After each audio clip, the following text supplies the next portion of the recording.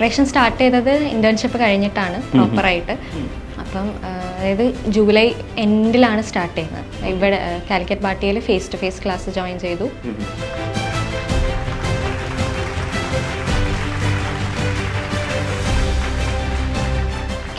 ലാസ്റ്റിലേക്കൊക്കെ തീരണല്ലോ എന്ന് എല്ലാവരും പറയും. അങ്ങനത്തെ ഒരു ഇത് ഉണ്ടായിരുന്നു. എന്നാൽ പോലും ആ ഗ്യാപ്പ് ഉള്ളതാണ് മുന്നത്തെ സാധനങ്ങൾ. മറ്റേത് നമ്മൾ തീർന്നു കഴിഞ്ഞ് കുറേ കാലം കഴിഞ്ഞാൽ തോന്നുമ്പോഴേക്കും അതൊരു പേടിയാവുന്ന ഒരു രൂപത്തിൽ.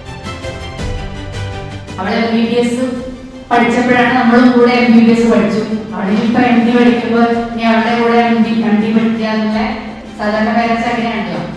ആ ഒരു ഇത്രയും ഇവിടെയുള്ള കോച്ചിങ്ങും പിന്നെ അവളെപ്പോഴും പറഞ്ഞുകൊണ്ടിരിക്കുന്ന ഒരു പേരാണ് നിയാസ്ക, പിന്നെ ഡോക്ടർ നിയാസ്. നമ്മൾ നേരത്തെ എൻ്റെ സ്കൂളിൽ വെച്ചിട്ടാണ് ഞാൻ സാറിനെ പരിചയപ്പെടുന്നത്. അവിടെ ഡോക്ടറേറ്റ് കേരളാസിനായിട്ട് വന്ന സമയത്ത്. അപ്പൊ ഞാൻ ഇങ്ങനെ പറഞ്ഞു എൻ്റെ മോൾ അവിടെ പഠിക്കുന്നുണ്ട്.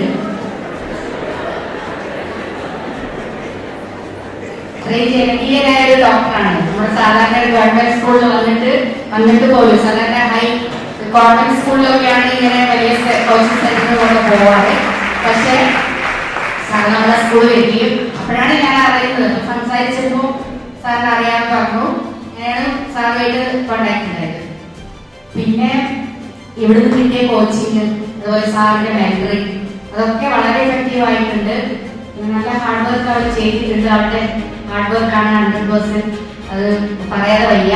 അത്രയും ഡെഡിക്കേറ്റഡ് ആയിരുന്നു.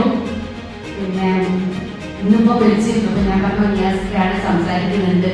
ആ അമ്മ പോയി വാങ്ങിക്കോ, എനിക്കിവിടെ ശ്വാസം വിടാൻ വേറെ വേണമെന്നാണ് അവർ പറഞ്ഞത്. അത്രയും വർക്കിലോടാണ് അവിടെ. എന്നാലും ഇങ്ങനെ എത്തിപ്പെടാൻ സാധിച്ചു. അതിന് ദൈവത്തോടും അവർക്ക് വേണ്ടി എല്ലാ പ്രോത്സാഹനം ഇവിടുത്തെ ടീച്ചേഴ്സും നിയാസിക്ക എല്ലാവർക്കും നന്ദി അറിയിക്കണം.